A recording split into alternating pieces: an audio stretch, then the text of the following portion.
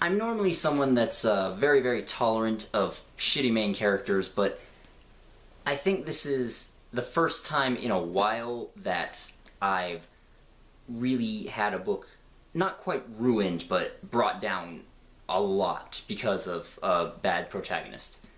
This is Prince of Fools. Yeah, I have a physical copy this time. Just enjoy it while it lasts. This is the introduction song. It's not very good, but it's not too long. So this one is, it's very difficult to talk about because on one hand, I want to say it's pretty good. Because, honestly, a lot of it is pretty good. But parts of me also want to say that it's bad because parts of it are really bad.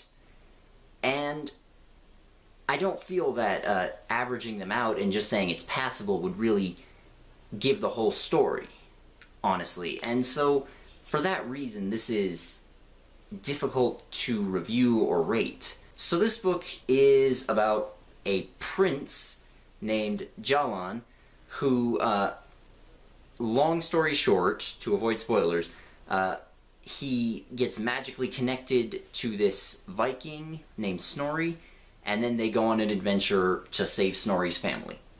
That is the long and short of it, yeah. There's, they go on an adventure, and that's pretty much the whole book. It's their journey to get to the place they're going, and then it's stuff that happens there. So, that's a fine idea. And there is some mystery about what's going on, and I was wondering what was happening, and there's setup for stuff that'll happen in the future. And that's all pretty good.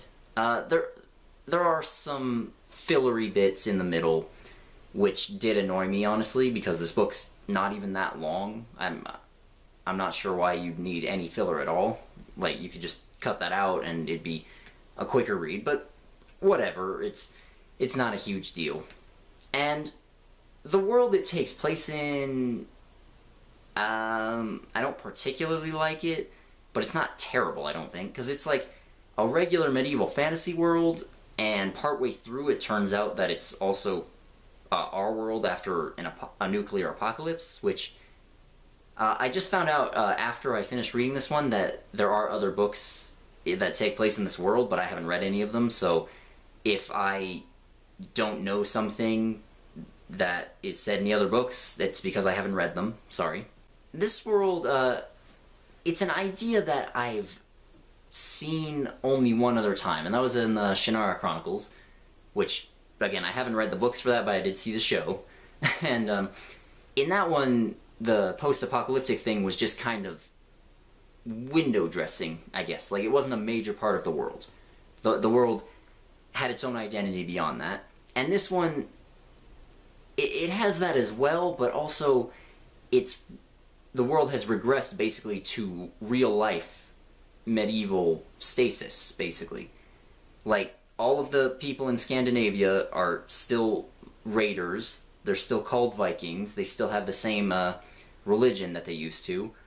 In fact, most of the kingdoms and countries have similar names to what they did in real life, so honestly, this whole thing just feels kind of lazy, which is really not the way you want it to feel when it's something creative like this. I don't have any sort of passion to say that it's bad, or even that it's particularly boring. It's just not good. As for the two main characters of this book, that's really the most important thing to talk about. So, Snorri the Viking is really, really good, actually. I quite liked him. He's, a giant, burly, tough badass, but at the end of the day, he's on a mission to save his family. So, he is relatable in that way. And he's not a terrible person either. Like, he never really does anything bad throughout the book that I can think of. Like, he's just a nice dude who does some cool shit. And he was a little too badass at times. Like, the first time you see him, he escapes from some fighting pits by killing two other fighters and then fighting a bear for a second and then jumping on the bear's back and running off and getting out of the arena and running off. Like really, that does happen in this book. And it was really cool, but also after that, it's hard to feel any sort of tension when he's fighting or anything, because it just feels like he's gonna plow through everything that comes his way. So, until the end, at least. Like, at the end, it does get a lot better. So, Snorri's pretty good. Jalan is honestly what breaks this book down from being pretty good. Because, like, for the most part, it's just a fun fantasy adventure with one good main character, a little bit of mystery, and some other, a couple of fun bits.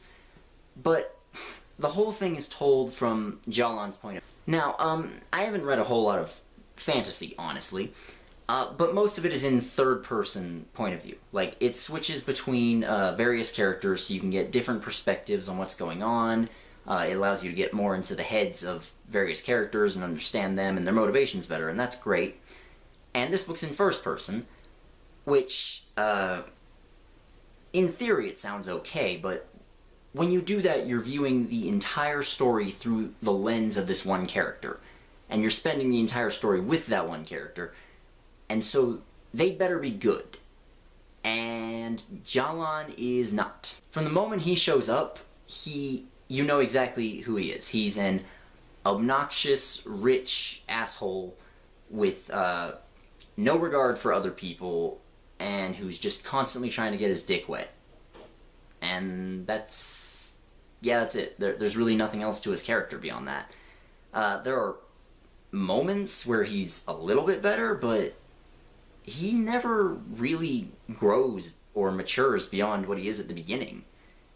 Even in the epilogue, it explains that he's still a lecherous asshole, and he really doesn't have any concern for other people, except for partway through the book they try and convince us that he's friends with Snorri now, and I guess I kind of bought that, but also it really never feels like it. It feels like he's still a selfish dick. And, if this book had been third person and we had followed both of them equally as opposed to just Jalan, then it probably would have been okay. Like, he would have just been a dick, but he would have been kind of funny at times. I'll give him that. He is funny at a few points.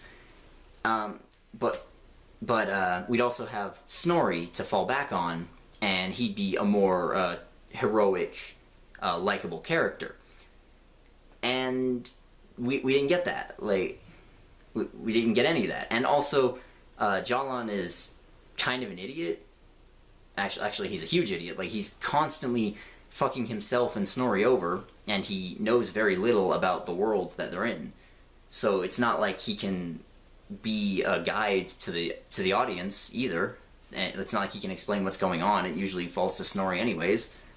And so, honestly, I'm just baffled that this was in first person at all, because, I guess if you can get into Jalan's character, then this would probably be okay, but I can't get into that archetype, and I can't get into his personality at all. He's just... also, he's a coward, I should mention that. Like, he's very open about that throughout the entire book. He's always wants to run away, he always wants to abandon his obligations. And the whole thing just brings the book down, because, there's fun action-adventure parts, and there's actual villains that you do want to see beaten, but viewing it through Jalan's eyes just...